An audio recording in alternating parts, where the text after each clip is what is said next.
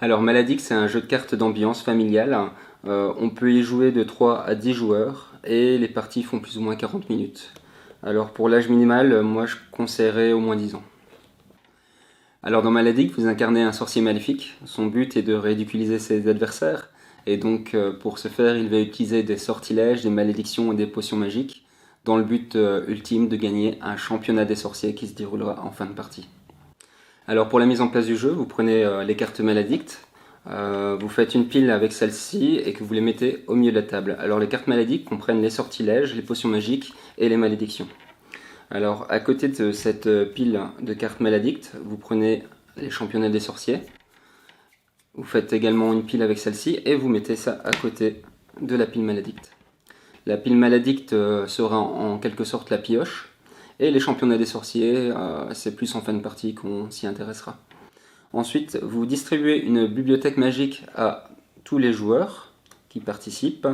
Et ensuite, 2 pense-bêtes qui aident à se remémorer les règles du jeu concernant les sortilèges, les malédictions et les potions magiques. Alors le but de la partie est de cumuler 6 cartes Maledictes en dessous de votre bibliothèque magique. Afin de pouvoir, au début de votre tour, au lieu de jouer normalement, prendre un championnat des sorciers et tenter de gagner la partie en le réussissant. Alors pour le déroulement de la partie, c'est assez simple. Chaque sorcier prend 5 cartes en main. Celui qui commencera, c'est celui qui aura regardé cette vidéo et qui l'expliquera aux autres. Donc une fois les 5 cartes en main, je vous montre les miennes. Donc il y a Vapeur d'hélium, Petit poney, Mariage à l'aveugle, Ivresse chronique et Retour en psychiatrie.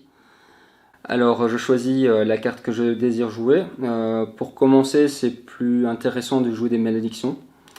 Donc par exemple, je joue Retour en psychiatrie et je le lance sur mon adversaire, comme ceci. Alors une fois ma carte de malédiction jouée, mon tour est terminé. Je prends une carte supplémentaire de la pioche afin de toujours en avoir 5 en main. Et c'est à mon adversaire, celui à ma gauche, de commencer à jouer. Alors dans Malédicte, il y a 3 types de cartes. Il y a les sortilèges, les potions magiques et les malédictions. Les sortilèges sont en bleu, les potions magiques sont en vert et les malédictions sont en rouge.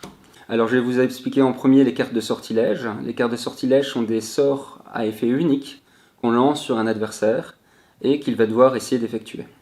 Alors dans ce cas-ci, la carte s'appelle Petit poney et le sort, c'est expliquer pourquoi l'animal choisi par le lanceur de ce sortilège est l'animal de compagnie idéal. Alors je vise un adversaire et je lui demande par exemple de me dire pourquoi un éléphant est un animal de compagnie idéal selon lui. Alors il va faire du mieux qu'il peut pour convaincre les autres joueurs et pour savoir s'il a réussi ou pas le sortilège, il y aura un vote des autres joueurs afin de déterminer si c'est le cas. Alors si l'adversaire réussit la carte, il peut la prendre et la mettre sous sa bibliothèque magique, comme ceci. Il a désormais un point.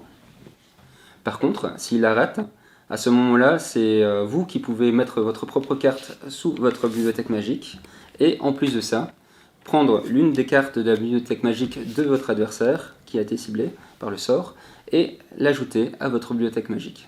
Alors le deuxième type de cartes sont les potions magiques. Les potions magiques sont des sorts qu'on lance sur soi-même. Donc celle-ci s'appelle Vapeur d'hélium, et c'est dites après un sorcier adverse de votre choix, je serai le plus puissant des sorciers avec une voix plus aiguë que lui.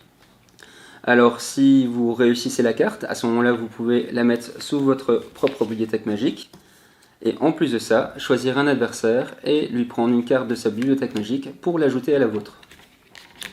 Par contre, si vous ratez le sort de la carte, à ce moment-là, vous devez la donner au sorcier de votre choix et qui la placera sous sa propre bibliothèque magique. Alors le troisième type de cartes sont les malédictions. Alors les malédictions, c'est des cartes qu'on lance sur l'adversaire de son choix et à la différence des sortilèges, elles sont permanentes.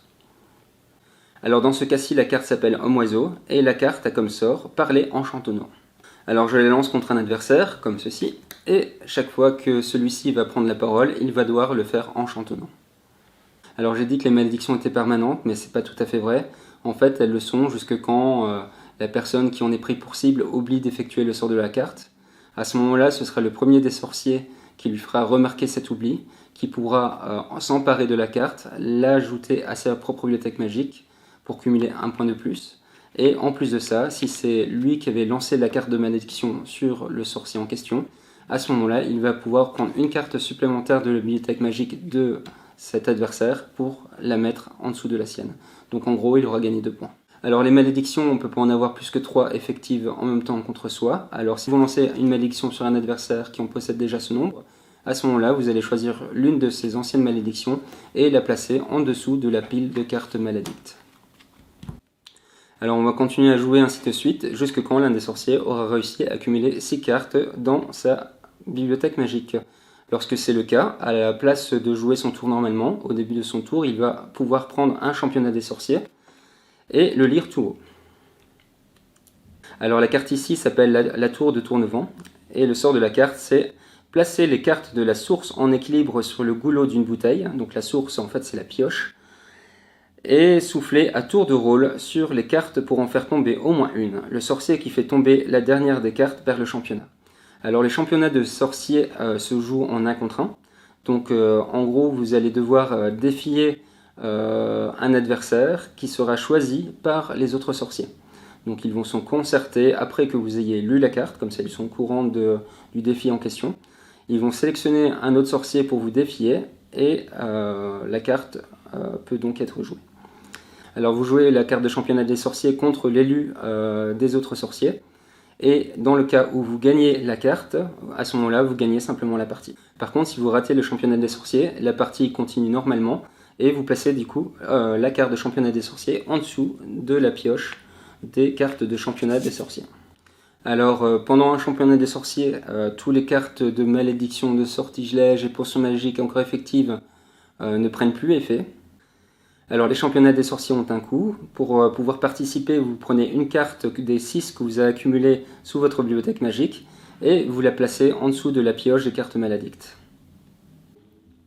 Alors si vous avez joué un championnat des sorciers, que vous avez perdu et que vous réussissez à accumuler de retour 6 cartes dans votre bibliothèque magique, vous pouvez bien sûr essayer d'en jouer un deuxième, mais le coût de participation au championnat vous coûtera du coup 2 cartes de votre bibliothèque magique.